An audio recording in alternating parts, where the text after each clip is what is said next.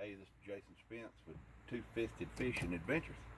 I'm going to give you a little tutorial on the bait tank gear that we used yesterday at Lake Norman. We were using a 50-gallon Extreme bait tank, and I actually used it for a seat yesterday in the center console. And during the cleanup today, kind of walk you through a little bit about the tank.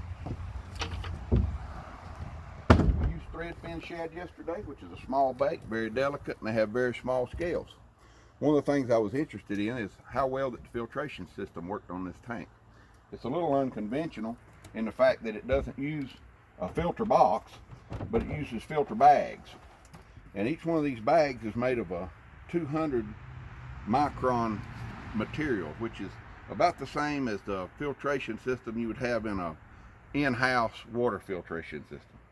So you slip it off the manifold, and let's get an idea how much they caught. There was baits in this tank for about 12 hours yesterday.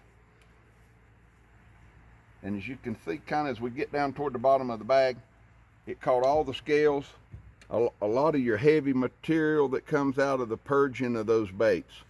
And they're reusable. You turn them inside out, wash them out with water, and put them back in. Another thing I want to discuss real quick is about how the filtration system and the control that you have gives you versatility in the baits.